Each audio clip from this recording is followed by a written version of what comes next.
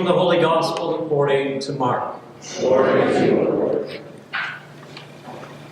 A leper came to Jesus and kneeling down begged him and said, "If you wish, you can make me clean." Moved with pity, he stretched out his hand and touched him and said to him, "I do will it. Be made clean." The leprosy left him immediately, and he was made clean. Then warning him sternly, he dismissed him at once. He said to him, "See that you tell no one anything, but go show yourself to the priest and offer for your cleansing what Moses prescribed. That will be proof for them." The man went away and began to publicize the whole matter. He spread the report abroad so that it was impossible for Jesus to enter a town openly. He remained outside in deserted places, and people kept coming to him from everywhere. The Gospel of the Lord. Praise to you, Lord Jesus Christ.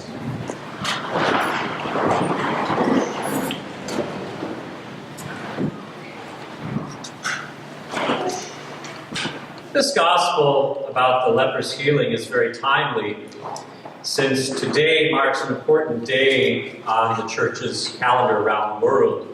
It is the 26th annual World Day of the Sick. This was something started by Pope John Paul II back in 1993. And Pope John Paul saw a need for all Christians around the world to grow in awareness of so many of our brothers and sisters around the world who suffer in one way or another due to illness. And they are in need of our prayers and even our physical help to the degree that we can do that.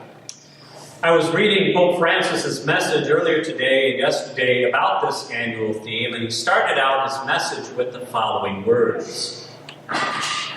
"The Church's service to the sick and those who care for them must continue with renewed vigor in fidelity to the Lord's command and following his example." End quote.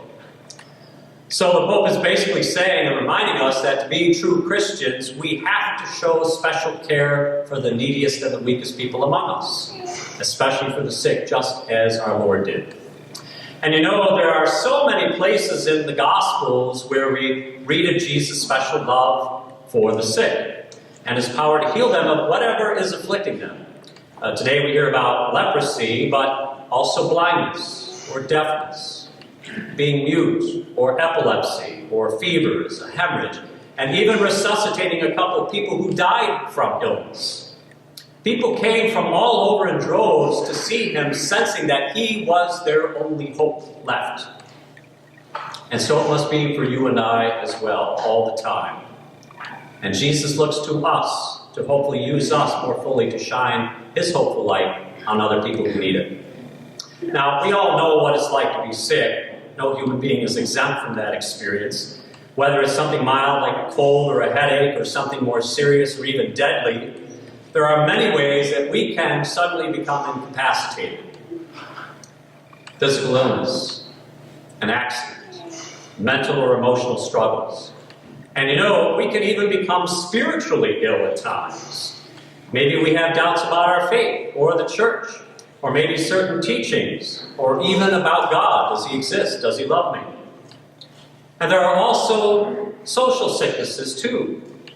Whenever we feel isolated from other people for whatever reason, maybe due to physical illness. But it also could be due to maybe fear of other people, of being persecuted. Millions are being persecuted around the world right now. Or maybe people are overwhelmed by too many changes going on in society. And then you throw in the issues of rejection, loneliness, or grieving a lost loved one, and there's a lot to handle. Now, we know that medicine and proper medical care are very crucial in helping us to hopefully be healed and at least offer some relief of unnecessary suffering. And we're certainly blessed with many good healthcare professionals, some who are right now in our congregation this morning. And we certainly come a long way from those ancient biblical times in terms of what is now available to help us with these various illnesses, physical, mental, or otherwise. And yet, such medical advances can only do so much. Even more than taking a pill or going to see your doctor, we know how important it is to have faith through those times and to have a loved one by our side who is caring for us in whatever capacity. You know, many wish that they can remain home in their illness, but sometimes more care is needed beyond what that setting and other family members living there are able to provide. I recall when my mother was dying of cancer back in late 2014. For years, she had stated again and again she wanted to always be at home till her dying day. And that last Thanksgiving that year, it was obvious that she was entering into her final days. As she sat there, hard to breathe, with her oxygen hose and tank with her in her chair in front of the TV set.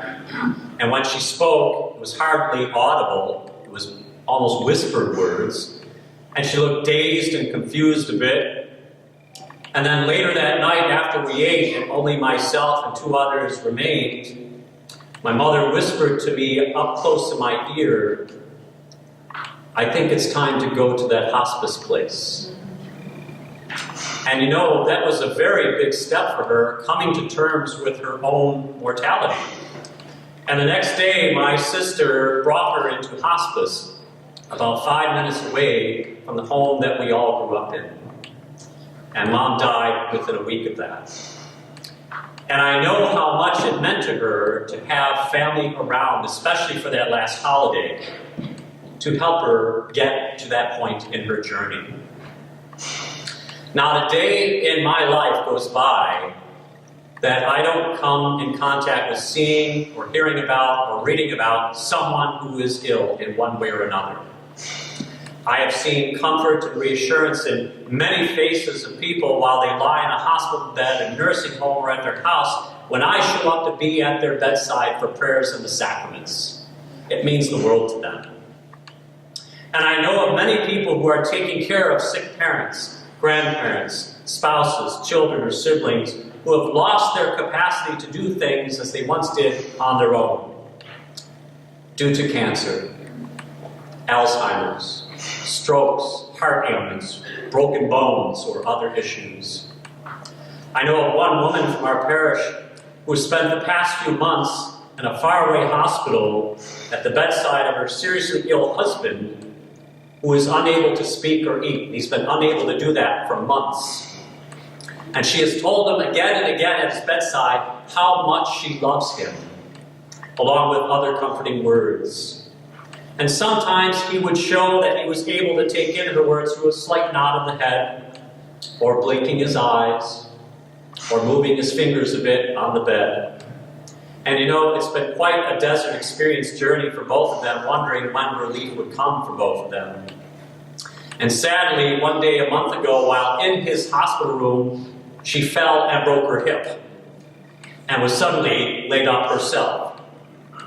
Fortunately, she's now mostly recovered from that, but her spouse right now, and I just got a call from her yesterday, probably just has only a few days left to live. Yes, we are all very vulnerable to unexpected twists and turns in life.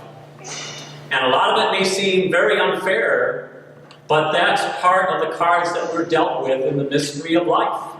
And only God understands how all these cards somehow play together. It's up to us to trust the dealer with a capital D. And of course, that will be God, right?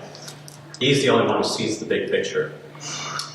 You know, we have to remember and remind ourselves again and again that faith is not about getting all the answers we want or prefer, but it's just continuing to press on and move forward against all odds, especially during times of illness. Trusting that somehow, someway, God is always with us, just as Jesus promised us. Perhaps it could come in the form of a timely phone call from someone, or a surprise visit, or having a steady, constant companion with us, or maybe along with healthcare people with us.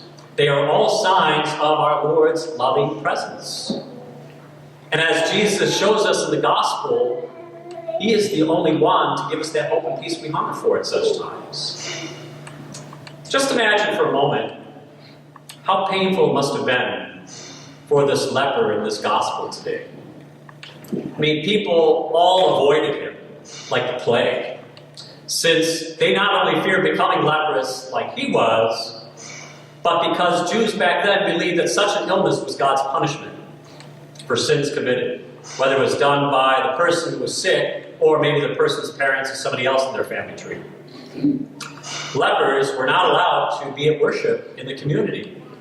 They couldn't go into public places. They certainly couldn't work, but had to only rely on some form of charity, usually food dropped off by relatives or others, but who remained distant from them. No hugs. Didn't even want to be around them.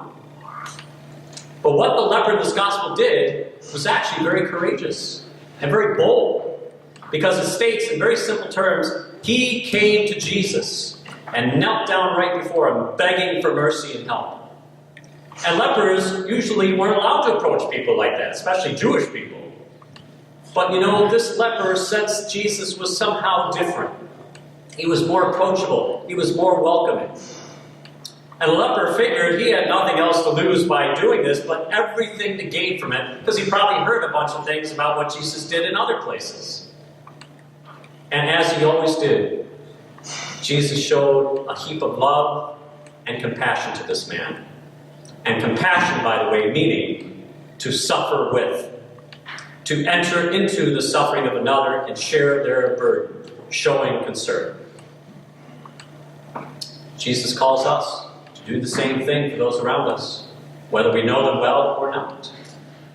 For we all wish that someone will be there for us in our time of need. And you know, we never know how much time any of us has left on this earth. Just ask the family and friends of the 44-year-old Timothy Munt, whose funeral we just celebrated last Monday at St. Benedict's, a few days after he suddenly dropped dead of a heart attack. Like that. You know, life and death can sometimes come at us very fast and furious. But will we be aware enough to respond with more urgent attentiveness in our faith life? Or do we just go about our own business, being more interested in just doing our own thing? Que sera, sera, whatever will be, will be. My last message ties in with that. It's a true story that actually made the news a few years ago about a 7-year-old boy from Massachusetts. And while playing on a school bus, the boy accidentally swallowed a crayon, and it lodged in his windpipe. Well, the bus driver stopped the bus immediately, and not knowing what else to do, and this is, by the way, before cell phones and CB radios, the driver jumped out and tried to flag down a motorist on the busy street who could help the boy and speed him to the hospital. Yet people ignored his signals, just kept driving by. And finally, after several attempts, the bus driver jumped right in front of a passing car, forcing the motorist to stop. But the motorist gave the bus driver a few choice words, said he was late for work, and moved around him, and drove off in a huff and a hurry. And when the boy finally got to the hospital, the doctors said that the loss of time was critical, and the boy was too far gone for treatment. A boy's life was lost all because people were running late for work or too busy with their own agenda. An unwillingness to pay just a small price of time and effort led to paying a much bigger price. Someone's son lost his life. Consider the price that Jesus the Son paid for you and for me and for the whole world. How much are we willing to pay God back for what He has given us? So live by the words from St. Paul, that second reading today. Whatever you do, do everything for the glory of God. And don't let such tender matters pass you by, because it may mean life and death for others, or even you.